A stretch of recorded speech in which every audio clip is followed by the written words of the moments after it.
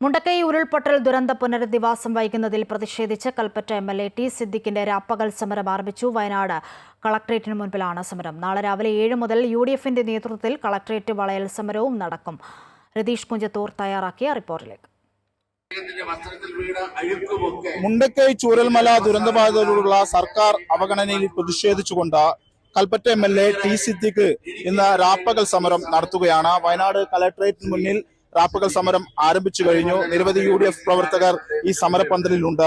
സർക്കാരിന്റെ അലംഭാവവും അതോടൊപ്പം അനാസ്ഥയുമാണ് പ്രധാനമായും ഈ സമരത്തിലൂടെ UDFും കൽപ്പറ്റ MLAയും തുറന്നു കാട്ടുന്നത്. കൽപ്പറ്റ MLA നമ്മളോടൊപ്പം ചേരുകയാണ്. MLA, ഇപ്പോൾ സർക്കാരിന്റെ അനാസ്ഥ, ദുരന്തം കഴിഞ്ഞ് 7 മാസം പിന്നിട്ടുന്നു.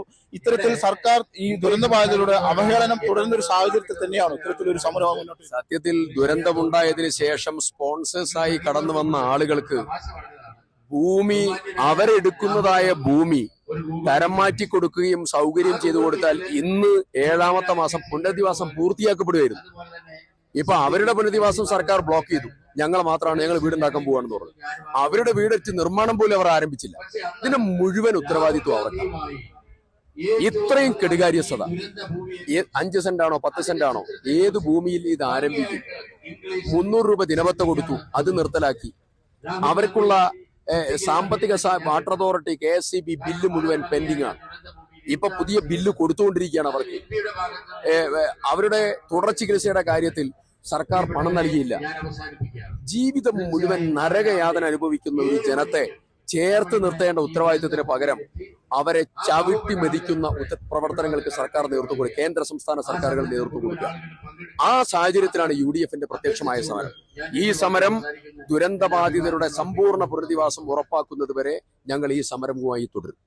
നാളെ ഇപ്പോൾ കളക്ട്രേറ്റ് ഉപരോധിക്കുകയാണോ? നാളെ രാവിലെ കാലത്ത് 7 മണിയോടുകൂടി കളക്ട്രേറ്റ് വളയും. ആ സമരം അതിനുശേഷം ഞങ്ങൾ തിരുവനന്തപുരത്തേക്ക് കൊണ്ടുപോകും.